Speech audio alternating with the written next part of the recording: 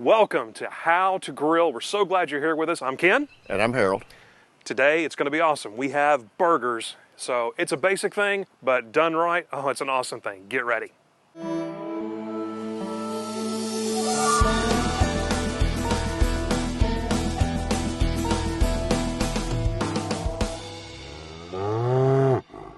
Okay, the time has come. We are going to light, this time on the big green egg, the burgers on the big green egg.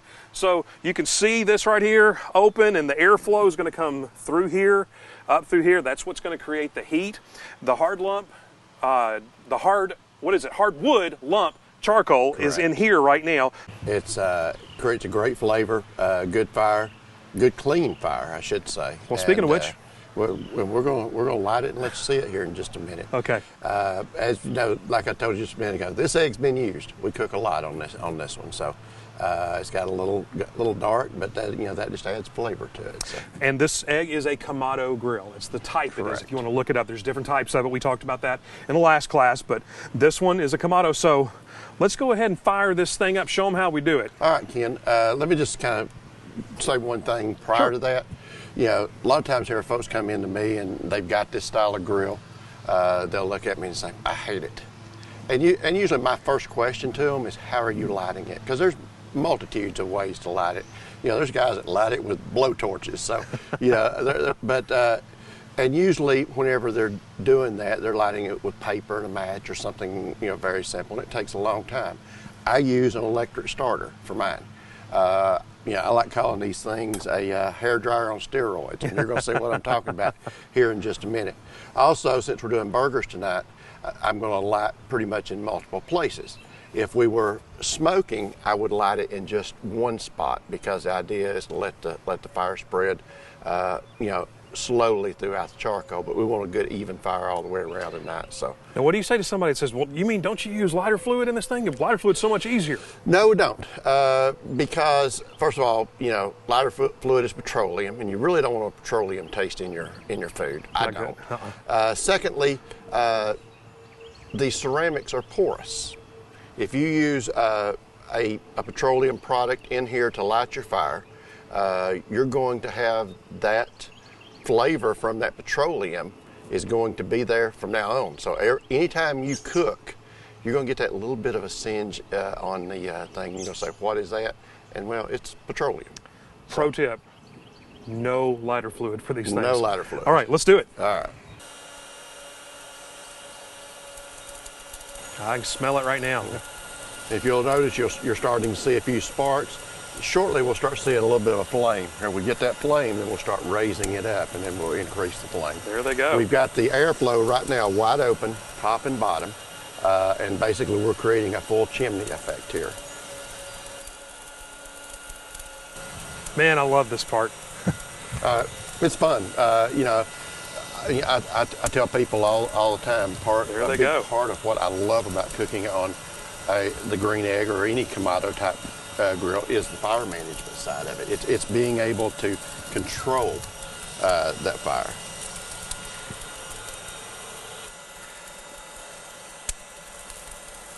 There they go. So once this thing is lit, what's the temperature that we're going for here, Harold? I'm going to shoot for about 350 on this. Okay. That to me is a good temperature for just basic grilling. Once you start getting over that, you tend to you're more searing, and so you may not get the inside as done as a person would like. So we're going to do this, and it's at a certain temperature, and it's going to be a certain amount of time that you're going to do it too. That's going to get the burgers at the temperature you want it. Some people want, what if they want medium? Let's say all the way. They want it well done. What are we looking at, do you think? Well done is, usually on beef is somewhere around 165, 170 degrees. I'm a firm believer in temping my meat. Maybe not so much with a burger, but especially chicken. Right, and to clarify that, the 165 is not the temperature of this. 165 is the temperature, the internal temperature of the meat, which we have a thermometer that'll tell us what that is. Exactly, because, but especially when you're dealing with poultry. Beef, you can, and pork, sometimes you can kind of play with just a little bit, and get it more to a matter of taste. But whenever we start talking about poultry, we definitely want to have a minimum temperature of 165 before we pull it off the grill. Got it. Okay, so this thing is going to be fired up, it's going to heat up, and in just a second, we're going to put the burgers on here. So you've seen us prep it, now get ready for this.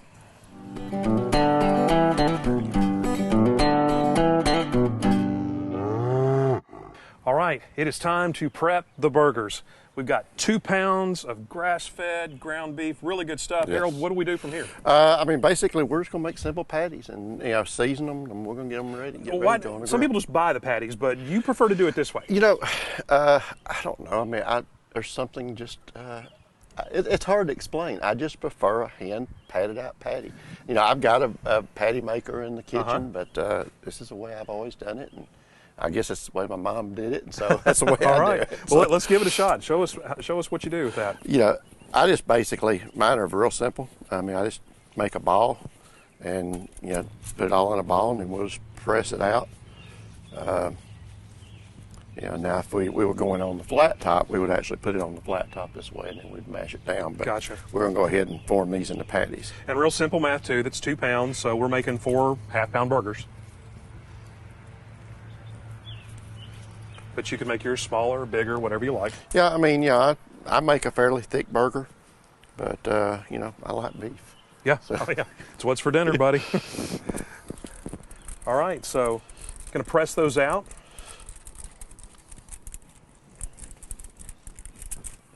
And I'm a firm believer in these nitrile gloves. Yes. They make life a whole lot easier. And that is what these are right here. I go through a box pretty quickly, but it keeps food safe, and you're not having to run in and out all the time washing your hands either. Right, and I'll tell you something I do with these. Now, you'll see this in some of the future ones that we do, but I'll actually put these on. I have extra large ones, and I wear mittens underneath this and put the nitrile gloves over that.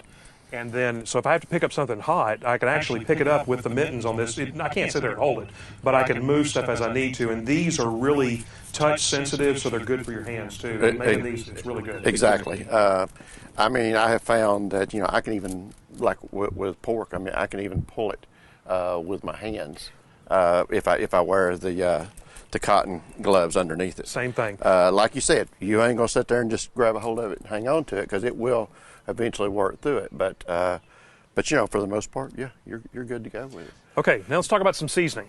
There's all different kinds of seasoning. I mean, there's tons of seasonings that you can get. I'm going to show you a few that I've used.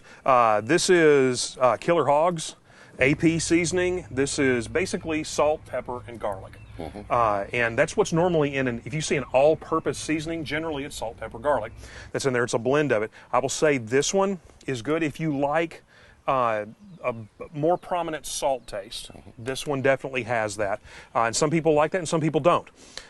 This one over here is a standard one, Kinder's, which is really, really good. I use this on every kind of bark that I do, on a steak, I use this for brisket on the outside, just for a general all-purpose seasoning. Kinder's is really, really good. And then if you're thinking, where can I get all this stuff? You can get that on Amazon. You can buy them directly from the people. But this one you can buy in the grocery store. And if you don't like, you think, sodium, I don't want a lot of sodium. This is actually salt-free. It's McCormick's. It's garlic and herb. You can get this at almost any grocery store, and it has a really, really good taste to it. Today, we are not using any of these, though. Harold, what are we using today? We're going to use Myron Mix and Steak Seasoning. It's one that I have discovered that I personally really like on a hamburger. It's got a great flavor. Kind of reminds you a little bit of a Montreal type seasoning. But I mean, it's just, I enjoy it. Another one that I use and I recommend to people, especially if they're not cooking over charcoal, let's say they're cooking on a gas grill, is Jess Prowl's Hardcore Carnivore.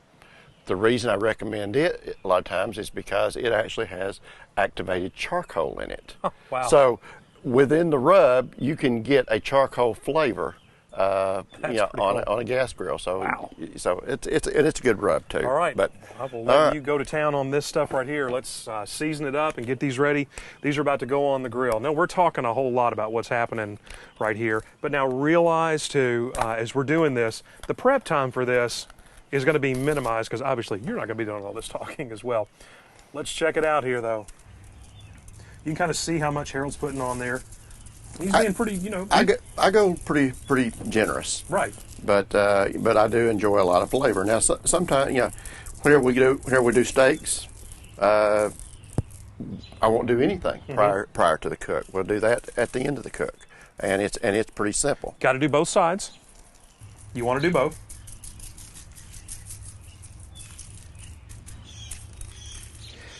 And if you look at that seasoning that's on there right now, it's covering all the way around there. And for this, it's not going to matter as much for the burgers because they're not necessarily going to be charred.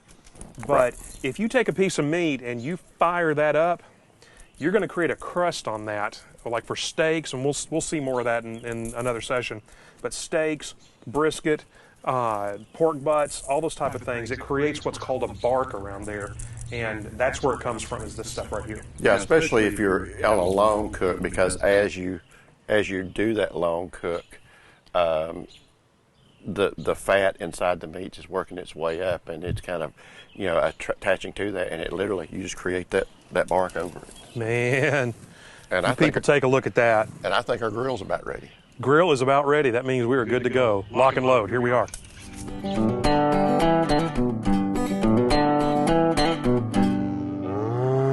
Okay, it is grill time, and as you'll see right here, here's the temperature gauge for the Big Green Egg, and it's just almost right at 350. Again, the temperature is controlled down here through opening and closing a vent. It controls the airflow. It's controlled by this one up here as well. Mine is not nearly as sophisticated. Mine is just a simple black thing that slides open, and I just kind of learned this much is this temperature, this much is more, you know, less. I've just kind of done it that way. But let's take a look at what we got on the inside here. Now, before I open this egg, let me tell you, I'm going to do something called burp it, which means I'm going to do this and let the airflow get in here a little bit, because if I try to just open that thing, flames can shoot out, and it's been known to singe. And you will lose hair, trust me.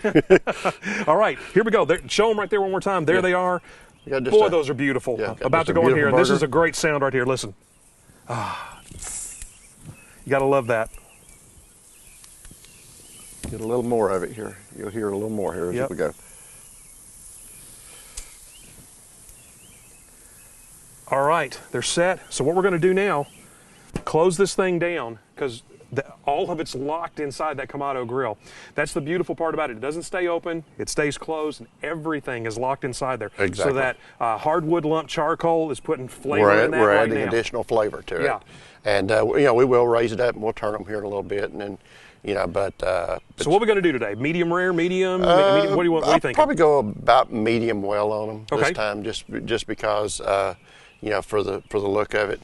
I don't like medium rare. It's me. If that's you, I feel you. I get you. I'm a little more medium rare myself, and you know, I'm good with doing that. So, but no, we can do whatever. Now steaks, especially, you know, I'm kind of one of these. You know, if you want your steak well done, go somewhere else. That's right. So. That's right.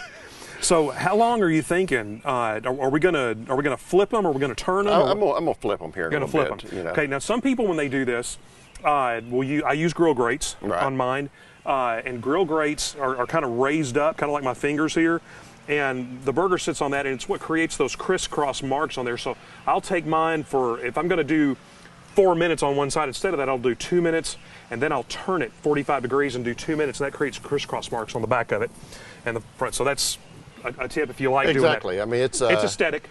It is. I mean, it doesn't do anything to the flavor, but sure, it does make a pretty presentation. You know, a good friend of mine made a comment one time. He said, you know, whether you're cooking for your family, or you're cooking at a restaurant, or you're cooking for company, you still want the food to look good. Right. So we're going to take right now. We're not doing anything to it other than just letting it cook, and in just another minute or two, we'll flip that thing over, and after we flip it over, how many more times do we flip it back and forth? You know, I do it just till I feel like it looks the way I want it. You know, it's there's really no, you know, a steak's a little different again. I mean, it's more about getting that perfect one way, but on burgers, I'm just more looking for that perfect look to where we get that ideal flavor. So I'll tell you on mine, on the Big Green Egg, when I do it, I'll do, I think to get the medium rare to medium that I like, I have it a little bit hotter. It's about at 400, and I'll go 2 minutes, 2.5 minutes, turn it 2.5 minutes, and then I'll flip it over. One time, 2.5 minutes, 2.5 minutes, and I pull it. Yeah, we're going to probably hit about 400, so we'll start cooking pretty good here in a few minutes. Right. But I literally only turn it one time, whereas when I was on a gas grill, it was flip, Constant. turn, flip, turn, over and over and over again, because the flames were shooting up and it was burning the burgers. Right. This one, you don't have that problem. No, because once you, now if we left this lid open, you'll start getting some flame. But once you put that lid back down, you're just got coals that are burning. You really don't have a lot of direct flame until you start getting over into the higher temperatures. But where we're at right now, we're almost 350. We'll hit about 375. You're not going to really see a lot of flame. Now, when we do chicken, we've talked before in the last session about direct and indirect. This is a direct cook, which means the flames are actually directly hitting that meat, coming straight up and hitting it. When we do chicken, that will not be the case. Well, yes and no. We're still going direct, but we're going to do something a little different this time. Oh, okay. See, it's kind of a surprise there. You guys are going to want to see this thing. Indirect, I'm going to pull this thing up and just kind of show you. Indirect, this is a place setter that goes into the big green egg, which means the flames are going to come up and hit here and go around this. So instead of the flames hitting the meat directly, it goes around this thing, and it creates this baking effect on it. Correct. Where it doesn't burn, but it bakes it through evenly. So when I talk about indirect, and you see indirect in some of the recipes that were given to you, that's a place setter that makes it indirect. But there are other ways too, and I'm sure Harold will give you those. And some people are going to look at that and say, goodness, that thing's dirty. Yeah. But that's flavor. That is. That's stuff that's dripped down on top of this, the grill's on top of this, the flames below it. So yeah, that's a place setter.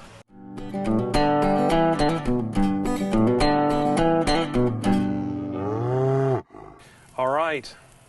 Time to turn these over. Can you get that? Let's get a shot of what they look like right now. You can see they're not done, but they're definitely looking, they're getting done. Yeah, you can start seeing a little bit of blackening around the edges. And, so we're definitely getting there. A little grease is starting to drop down. We're getting flavor coming up from the coals from that. All right. So, going to have a great burger. Let's flip them over. All right.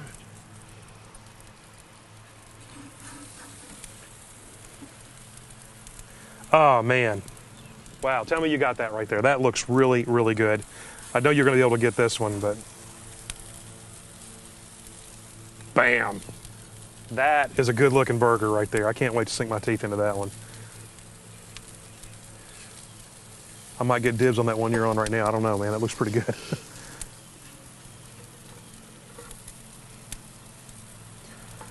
Not quite as much on that one, but we got probably a little cooler spot right there in the grill. So yeah, probably on the next move we'll kind of move them around the grill a little bit because there is some hot and cool spots. Okay, and a great point that he's making right there. Hot and cool spots in that grill. There's some places in here that the grill it's hotter. The flame is more on one side, so if that's cooking some of them too much, you can move them off of there. If it's not cooking enough, you can move them to that spot, and every grill has that. And I'm not a believer. One of the things a lot of people would do right here is they'll take this and they'll start mashing it down. Yes, let's talk about that. I did that for so long. It's a common thing, especially on a gas grill. Right. But and flames go exactly, and that's all you're doing. That's all you're really accomplishing is increasing your flame. Right. I want to lock in that flavor. I don't want to lose the flavor. Okay, and we're seeing too the flames are starting to shoot up, so maybe we ought to close this. Yes, we should. Let's close this down because with the airflow that was there was a lot of air, and so we could physically see the flames start shooting up higher on that. So we're going to close that down a little bit, and that's going to control the oxygen for those flames and keep them cooking evenly. Correct.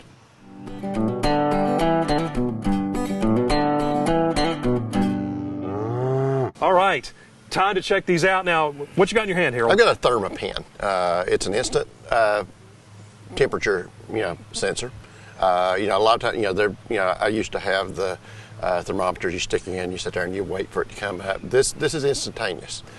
Stick it in the meat, it's going to immediately tell me where we're at. Not a lot of things that I say, okay, you got to buy a bunch of stuff, and of course, I hope some of you want to venture out into a Big Green Egg or Kamado Grill. It's so worthwhile It is. to do. It'll change the way you cook forever. But this one is, no matter how you do, I would invest in this. And it's literally nothing but opening this thing up right here, and it's going to start giving you a reading based on what this tip touches in the air right now. I know, like right now, it's about 78 degrees outside where we are right now. Yeah. That's accurate temperature. So show them what we're going to do with this. We ready? Kim, as you see, we got a lot of flavor going Let's on here. burp that and let the air out now. Wow.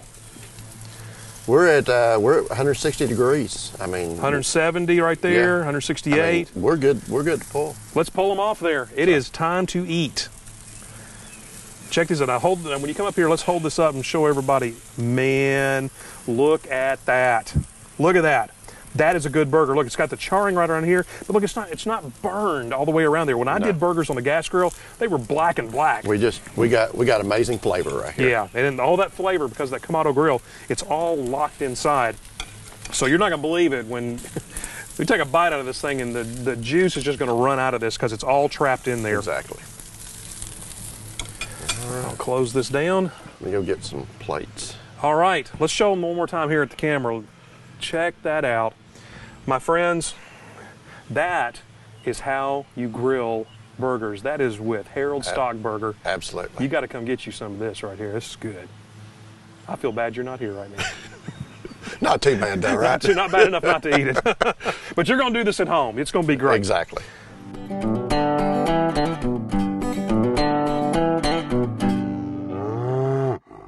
All right, and this is where it all happens right here, my friends.